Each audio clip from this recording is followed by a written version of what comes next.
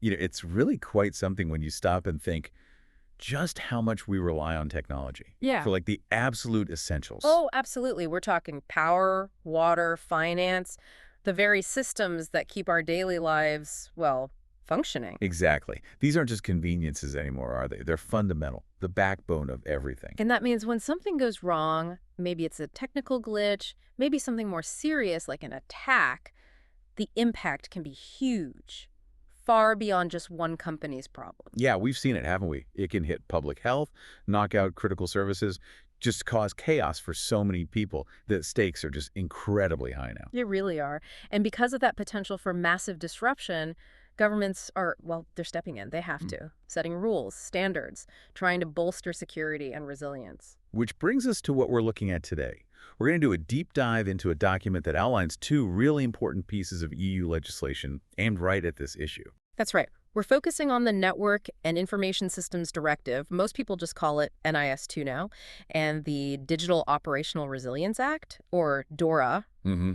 Two big ones. Very big. They're designed to, raise the game for digital security and make sure organizations can bounce back when things go wrong, especially in those critical sectors. So think of us as your guides for this. We'll walk you through the core requirements of NIS2 and DORA using the document provided as our main source, almost like instructors breaking down a complex subject. Yeah, exactly. We'll unpack what these regulations actually demand, look at how they compare, how they contrast, focusing on the key takeaways for you based on this material. And it's important to remember, right, that even though these started in the EU, Right. their influence goes wider. The document makes that clear. If you operate in the EU, or maybe you just supply services to companies in the EU that fall under these rules, Then you'll likely feel the effects. So getting your head around them is pretty valuable, wherever you are. definitely. So we're going to cover quite a bit. Who these rules apply to their scope, how they approach managing risk, dealing with incidents, testing systems. Handling third parties, governance who's responsible at the top, and importantly, what happens if you don't comply. It's a pretty comprehensive look at the EU strategy for digital resilience. Let's get started and unpack this. Sounds good. Okay, first up, let's tackle how these frameworks deal with that core idea.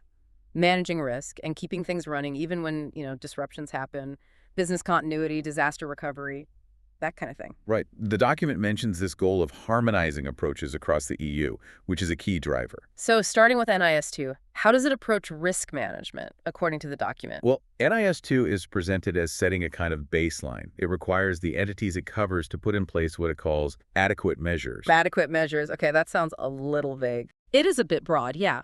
And that's partly because NIS2 is a directive. It sets the objectives, the areas to cover, but gives member states and companies a bit more latitude on the how.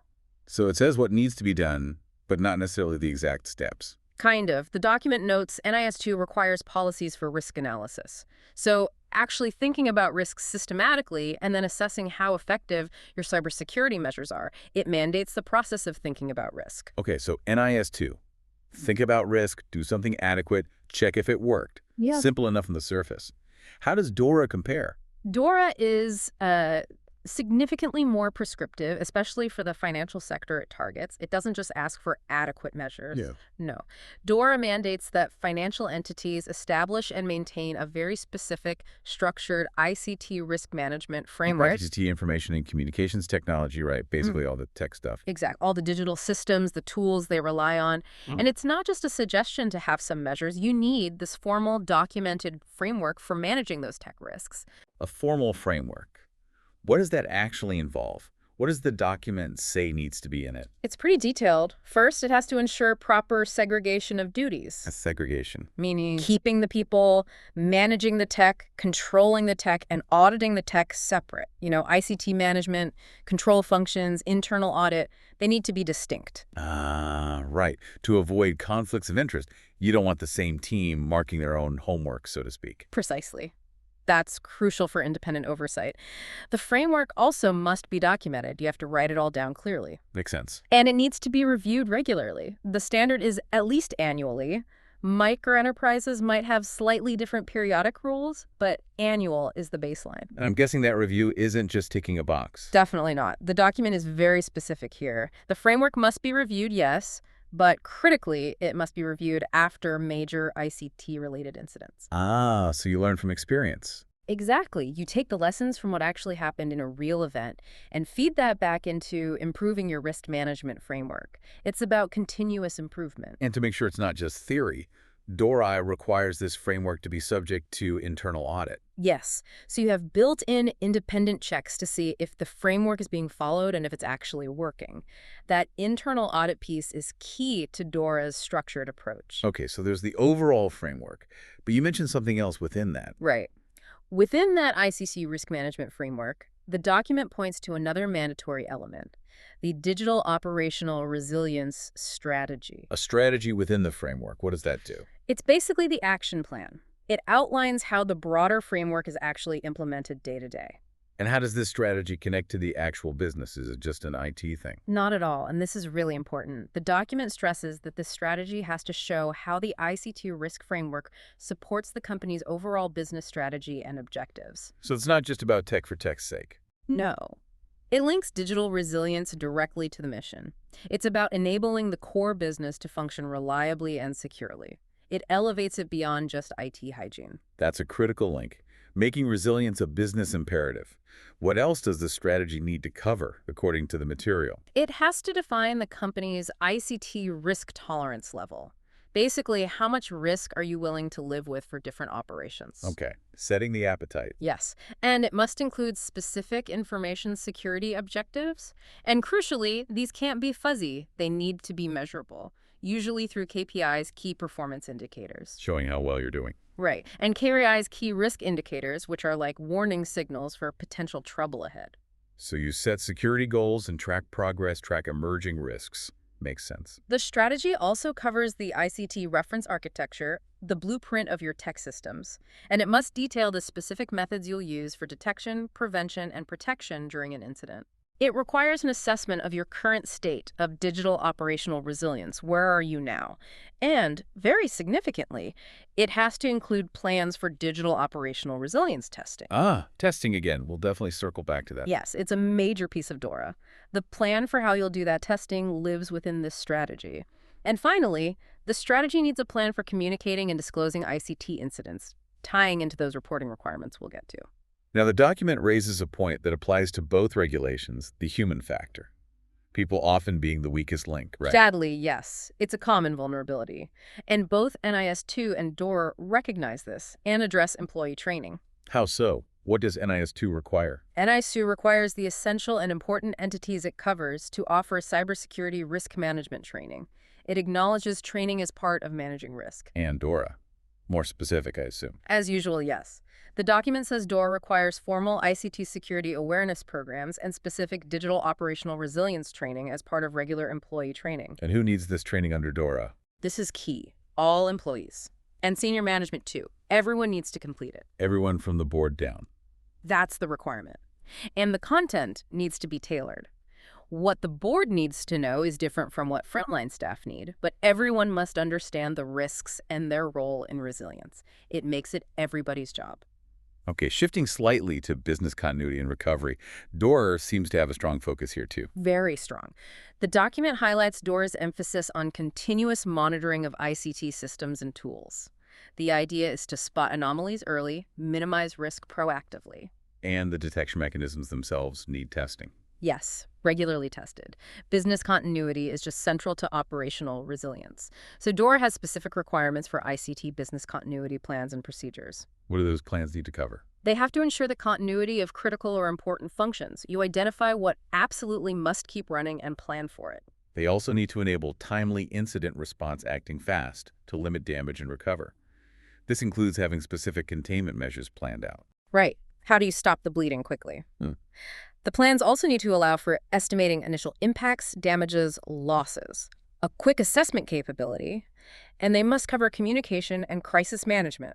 Who says what to whom during a crisis? And for financial firms under DORA, there's a requirement for a formal ICT business continuity policy and a separate disaster recovery plan. Yes. And the document adds that for larger firms, that DORA plan gets independently audited and, importantly, must be tested. You have to know it works. Testing seems to be a recurring theme with DORA. It is. And let's not forget backups. DORA gets specific there, too. Requires a backup policy defining what data gets backed up and the minimum frequency. Based on criticality. Exactly, based on how critical or sensitive the data is. And, of course, you need documented, tested methods to actually recover that data. Okay, so let's recap this first big section. The material paints a clear picture. DORA offers this very detailed, prescriptive, auditable framework covering ICT risk, resilience, business continuity, right down to specific plan details and testing. Whereas NIS2 sets broader goals, requiring adequate measures for risk management, focusing more on the process and outcome, leaving more implementation detail open. That's a good summary. Both see training as vital, but again, DORA is much more directive about who gets trained and on what. It really embeds resilience into the fabric of financial operations. Right. Building on that foundation of risk management, let's look specifically at the information and cybersecurity requirements themselves. Both NIS2 and DORA obviously aim to secure systems and data. Core objective for both, yes. Keeping services running, protecting information. The document lists several specific security areas that NIS2 mandates enterprises address, kind of like a checklist of required capabilities. You could see it that way. Foundational things like policies for risk analysis and information system security, having defined approaches. It also requires documented incident handling procedures, what you actually do when bad things happen. Connects back to risk management. And business continuity measures are in there too, linking back again. Plus, recognizing we don't operate in isolation, supply chain security is called out. Very important. Addressing risk from partners and vendors. NIS2 also requires focusing on security in network and system acquisition, development, and maintenance. Security needs to be baked in, not bolted on. You also need to conduct assessments of your cybersecurity measures, checking effectiveness. And the human element, again. Cybersecurity training and cyber hygiene are explicitly required. Absolutely. Promoting safe digital habits. Beyond those, NIS2 requires policies for encryption and cryptography, how you protect data at rest and in transit. It covers human resources, security, think insider risk, background checks, access control. And there's a specific technical control mentioned too. Yes, a crucial one.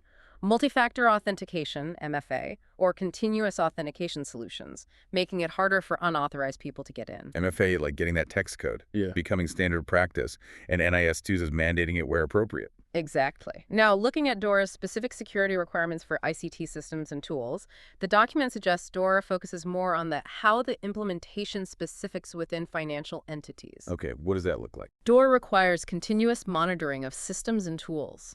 Not just occasional checks, but active, ongoing surveillance to spot potential issues or interruptions early. Proactive detection. Yes.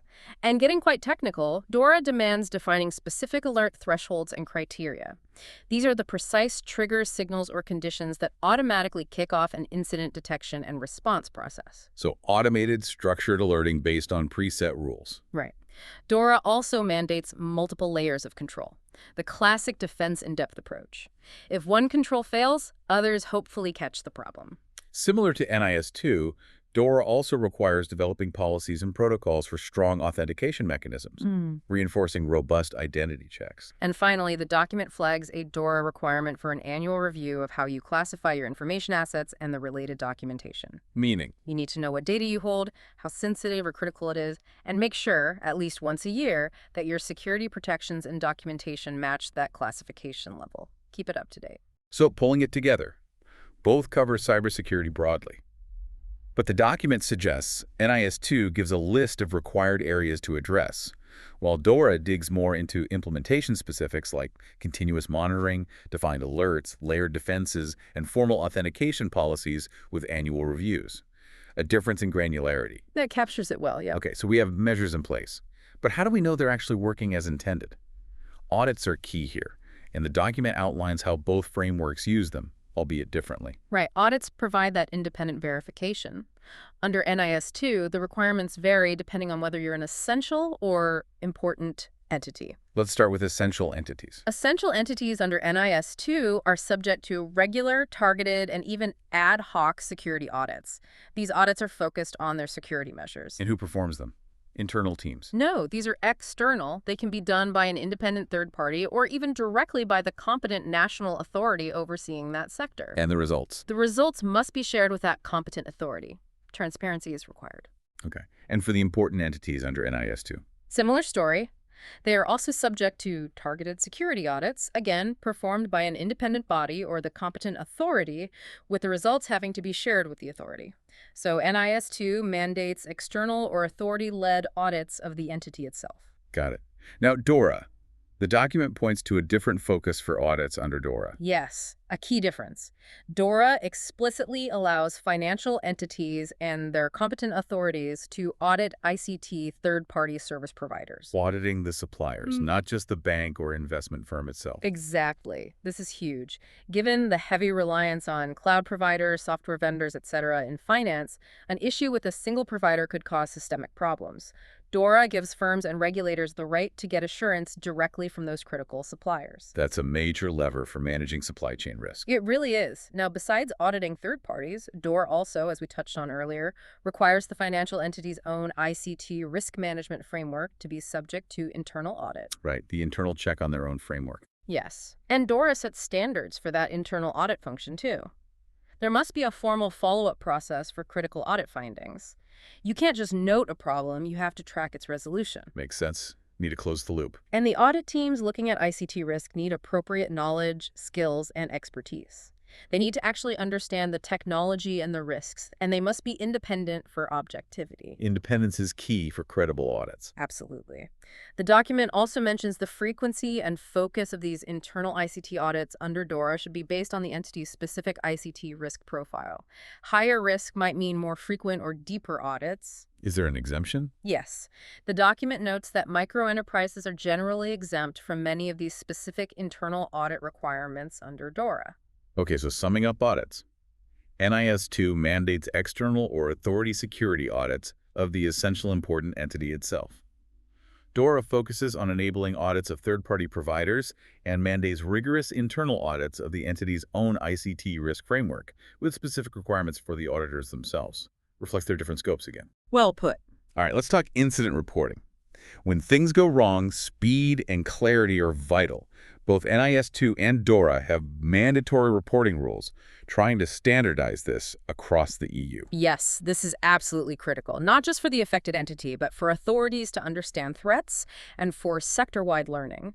The document briefly mentions CSIRT's computer security incident response teams. They play a role here. They do. They were set up under the original NIS directive and often serve as the central point for receiving incident reports and sharing information securely. Okay, so under NIS2, when do you have to report? You report what NIS2 calls a significant incident, and the document defines this. It's an incident that causes or could potentially cause severe operational disruption or significant financial loss. Potential impact counts too. Yes.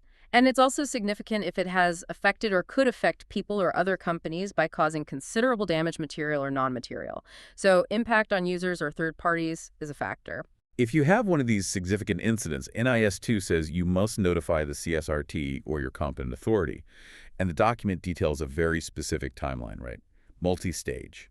Extremely specific, yes. Let's break it down. First is the early warning. This has to be sent without undue delay, and in any event, within 24 hours of becoming aware of the incident. 24 hours from awareness. Wow. That's really fast when you're likely still figuring out what's happening. It is incredibly fast. And it really underscores the need for well-rehearsed plans. This early warning needs to indicate if you suspect it's malicious, like an attack, or if it might have cross-boarding effects. It's a quick heads up. Okay, 24-hour heads up. What comes next in the NIS2 process? Next is the incident notification. Also, without undue delay, and in any event, within 72 hours of becoming aware. This one builds on the early warning. You provide an initial assessment, severity, impact, any early indicators of compromised technical clues. Got it. 24 hours for the warning, 72 hours for more initial detail. Then there's a final report. Yes, much later. The final report is due no later than 1 month after submitting the incident notification. This is the deep dive. Full description, impact, severity, root cause, threat details, mitigation measures taken and ongoing, and any cross-border impact. A month seems more manageable for that level of detail. What if the incident is still going on when that report is due? Good question. The document clarifies, if it's ongoing, you submit a progress report instead. The final report is then due within 1 month of handling the incident, meaning once it's resolved.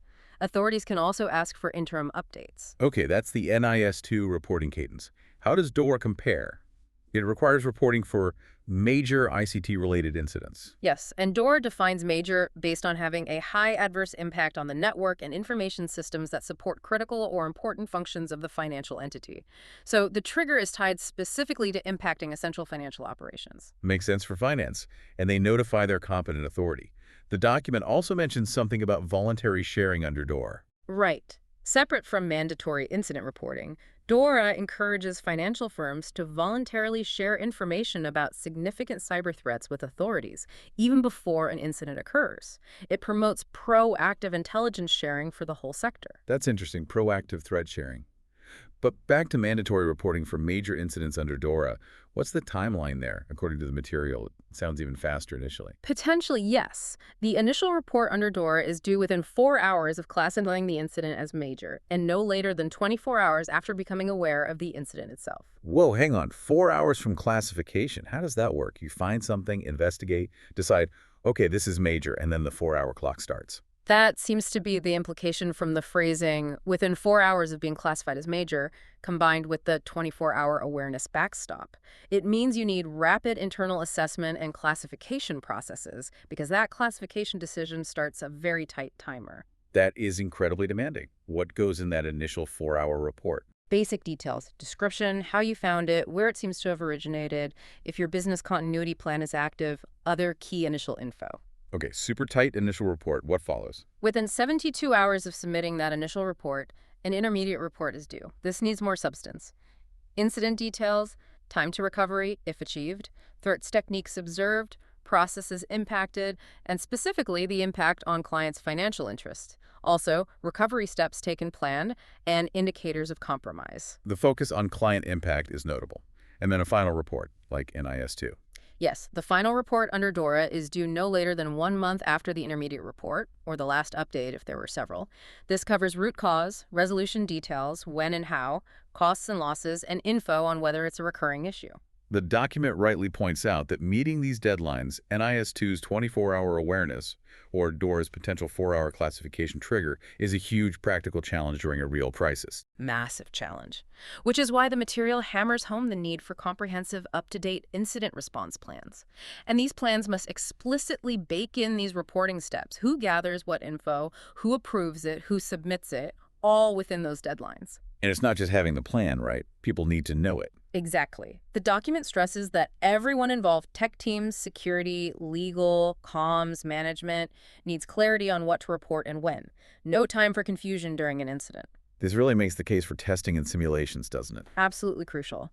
The document emphasizes that running realistic drills, including the reporting workflow, is the only way to find the gaps, build the capability, and have confidence you can meet these tight timelines under pressure. Preparation is everything. So we've planned, we've got measures, we know how to report. But how do we find weaknesses before the bad guys do? Proactive testing. This is another area the document says where NIS2 and DORA really diverge. They really do. The material is crystal clear about NIS2. It does not specify particular testing measures that entities must use in the directive itself. So NIS2 says manage risk, assess your measures, but doesn't mandate, say, penetration testing every year. Correct. It sets the outcome required managing risk effectively, but doesn't prescribe how you must test the effectiveness of your controls in the same way DORA does. Okay, speaking of DORA, it does mandate specific testing. The headline act being threat-led penetration testing, or TLPT. Yes, TLPT is a core requirement. It's basically simulating a sophisticated targeted attack based on real-world threat intelligence, mimicking advanced attackers trying to achieve specific objectives against your systems. Sounds intense. What are the DORA requirements for TLPT? DORA mandates TLPT at least every 3 years. The scope can include critical third-party providers linking back to supply chain risk. And here's the kicker. The test must cover critical or important functions and be performed on live production systems. On live systems, that sounds risky. It carries inherent risk. Absolutely. The document acknowledges this. While testing on production gives the most realistic assessment, it means the scope, planning, and execution have to be incredibly careful to avoid disrupting actual operations. Meticulous management is key. I can see the value in realism, but yet the potential for things to go wrong during the test itself is definitely higher. It is. And the document also wisely suggests that while 3 years is the DORA minimum for TLPT, doing it more frequently aligns better with industry best practice and gives more timely insights given how fast threats change. Makes sense. Now, besides TLPT, DORA requires broader operational resilience testing, too. Yes, TLPT is one specific advanced technique, but DORA mandates a wider program of testing to assess overall operational resilience. The document notes they work together. Findings from TLPT can inform your broader testing strategy. What does this broader operational testing involve under DORA? It has to be risk-based, tailored to your specific risk profile, and it needs to be led by independent parties, either internal or external, to ensure objectivity. The document lists some examples of methods. It does. Things like standard vulnerability assessments and scans, open source intelligence analyses, what can attackers find publicly, network security assessments, gap analyses, what controls are missing, physical security reviews related to ICT, source code reviews where appropriate, performance testing, and end-to-end testing. A comprehensive suite. Quite a range. It covers a lot of bases. And the document loops back to NIS2 here, pointing out that even though NIS2 doesn't mandate this kind of operational testing, it's still a really valuable practice for any organization. Right. It helps you understand your real capabilities, find weaknesses, good practice, regulated or not. Exactly. Testing isn't just about ticking a DORA box. It's fundamental to actually building resilience, a lesson for everyone. Okay, let's tackle the big one. Third parties. Almost everyone relies on external providers for tech these days. Cloud, SaaS, managed services, it's unavoidable. And the document stresses how issues with these providers can cause huge problems. It's a massive area of risk, this interconnectedness, and both NIS2 and DORA get into it, though, again, with different levels of detail. The document starts by emphasizing that contracts are fundamental here. The agreements you have with your suppliers. Precisely. They're the main tool for defining obligations, setting expectations like SLAs, service level agreements, and making requirements clear and enforceable. How does NIS2 handle third-party requirements in contracts? According to the document, NIS2 itself does not lay out specific contractual clauses that must be included. It recognizes that managing third-party risk supports your overall security posture, but doesn't mandate specific contract language in the directive. So what's the guidance then? The document points to good practices, things entities should do, like including specific clauses on SLAs, security requirements, and crucially, the right to audit the provider. It also suggests asking providers for proof they align with relevant frameworks or standards.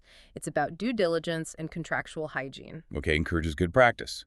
Now, DORA being more prescriptive. Right. DORA requires contracts with ICT service providers to address risk by including certain specific provisions. It's not optional. What kind of provisions must be in DORA contracts? The document lists several.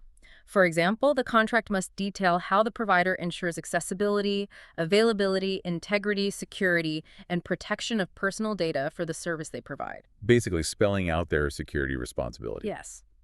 And a really critical one for continuity. The contract must include a method for the financial firm to access, recover, and return its data if the provider goes bust or stops the service. An exit strategy for your data. Absolutely vital. What else? The contract must specify the assistance the provider will give the financial firm if there's an ICP incident related to their service. How will they help you respond? So clear support commitments. Exactly. DORA also requires financial firms to develop and regularly review their overall ICT third-party risk strategy. This is bigger than just individual contracts. It's a strategic approach to managing supplier risk across the board. And this strategy needs a specific policy for critical services. Yes, a policy specifically about using third-party ICT services that support critical or important functions. It forces firms to identify their key dependencies and manage those relationships with extra care.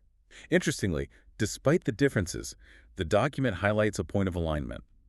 NIS2 actually references DORA Article 31 and uses the exact same definition for a critical ICT third-party service provider. That's significant.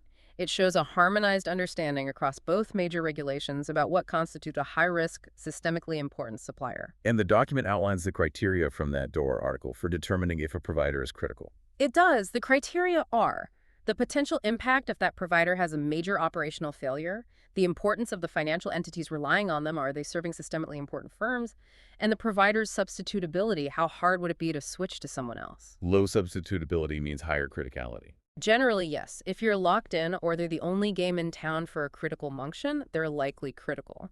So NIS2 encourages good practice, DORA mandates specific clauses and strategy, but they agree on what makes a third party critical. DORA's focus on the financial supply chain resilience really shines through. Right. Let's move up the ladder to governance and accountability. These rules aren't just for the techies. They put responsibility firmly at the top. Absolutely fundamental. You need leadership, buy-in, and accountability for this to work. How does NIS2 address this, according to the document? NIS2 is very explicit. It states that the management bodies, the board, senior leadership of essential and important entities are responsible for approving the cybersecurity measures, and they're responsible for overseeing compliance. Oversight is key, and there's a consequence attached. A very significant one. The document highlights that these individuals on the management body may be held liable for noncompliance with the cybersecurity risk management requirements. Personally liable, not just the company. That's the implication. It puts direct personal responsibility and potential legal risk onto senior leaders for ensuring the organization manages cyber risk properly under NIS2. That certainly focuses the mind at board level. How does DORA handle management responsibility? The DORA also requires the management body to oversee and be accountable for implementing that whole ICT risk management framework we talked about. Responsibility sits at the top. And DORA adds something about knowledge. Yes.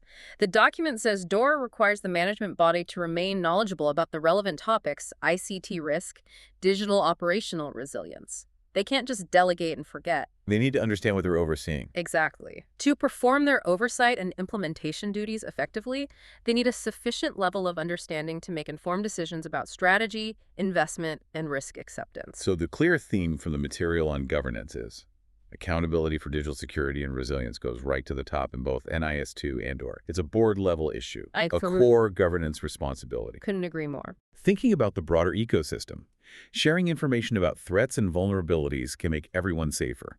How do NIS2 and DORA approach this kind of information sharing?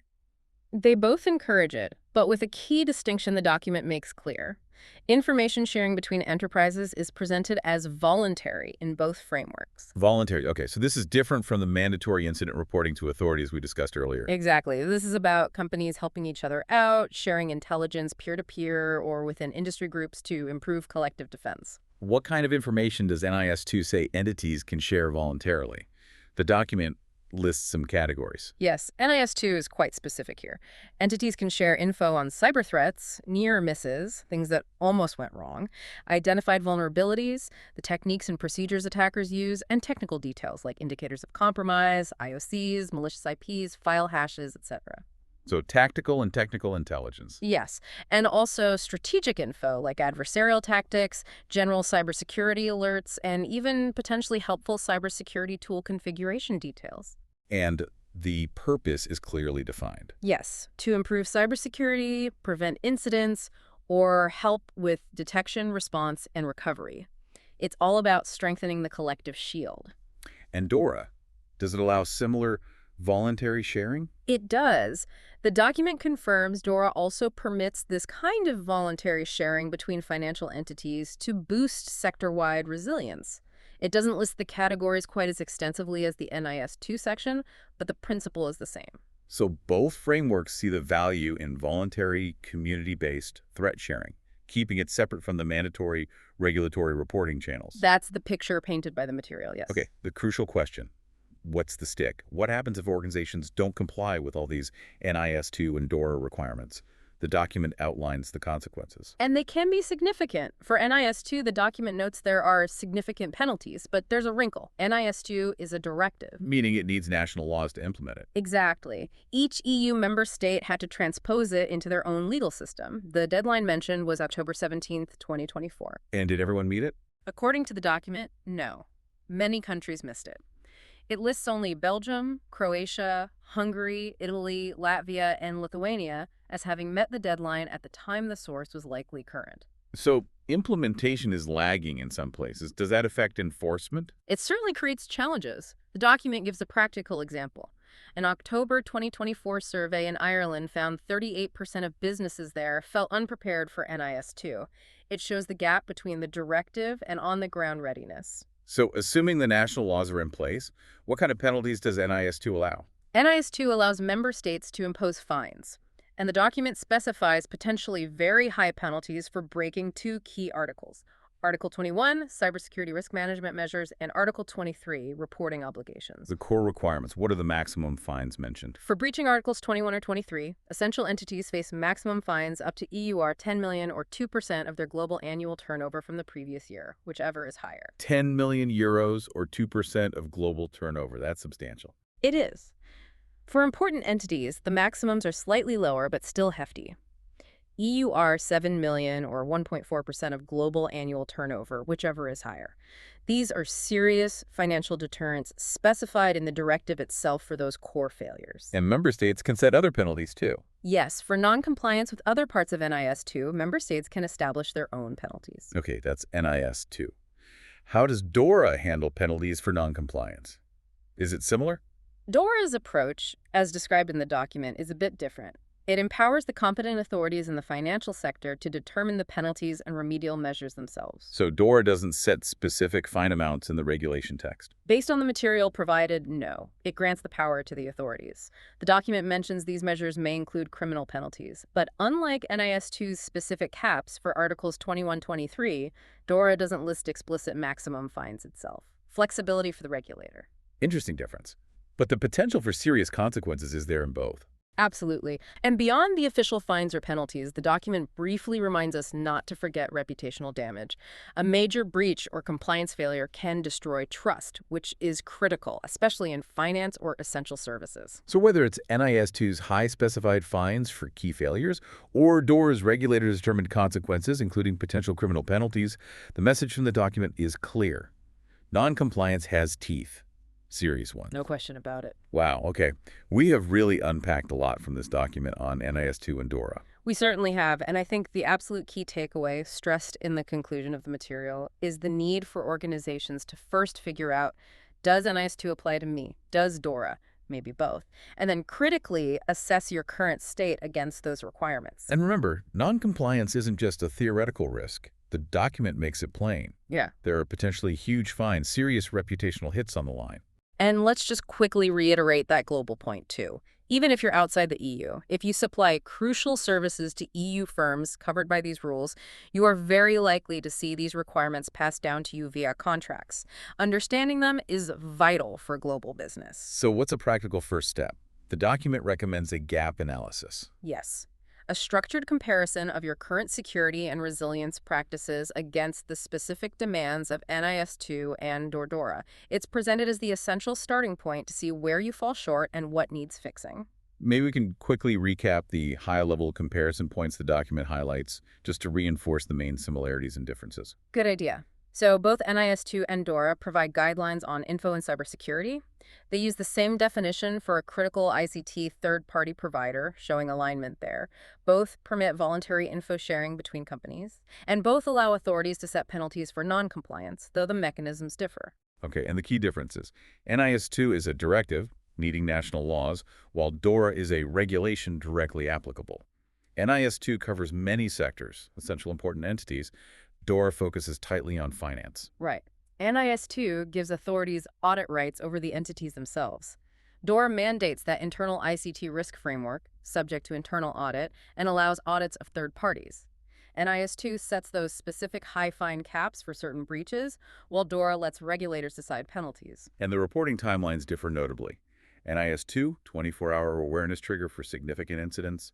DORA, potentially 4-hour classification trigger for major incidents, with a 24-hour awareness backstop. Exactly. And the document finishes with a really valuable point. Even if you're not legally required to comply with NIS2 or DORA, these frameworks represent current best thinking on digital resilience and risk management. So practices like thoroughly vetting third parties, doing regular penetration testing, rigorous internal audits. These aren't just regulatory hoops under DORA. The document presents them as simply good, essential practices for any organization, regardless of size, sector, or location, wanting to be more resilient. They offer a solid blueprint. Well said. There's value here beyond just compliance. So hopefully, walking through this document together has given you a clear, structured picture of these two major EU regulations, why they matter, what they demand, how they compare, and their potential impact far beyond Europe's borders. We've tried to extract the core requirements, the timelines, the penalties, the key distinctions from the source material. And this deep dive really underscores the different ways regulators are tackling digital risk. You've got NIS2's broader directive approach relying on national implementation versus DORA's very detailed prescriptive regulation aiming for deep resilience specifically in finance. It does make you consider the complexity for global companies, doesn't it? Trying to operate across regions where the rules might align on some things, like defining critical suppliers, but diverge significantly on others, like specific testing mandates or those split-second reporting triggers. It certainly does. And perhaps a final thought to leave you with, building on the material. As our reliance on digital systems keeps growing, how will these different regulatory approaches, the directive versus the regulation, varying levels of prescription, ultimately shape our ability to achieve a consistently high level of digital operational resilience across what is, increasingly, a borderless digital world? It's a challenging question for the future of digital operations.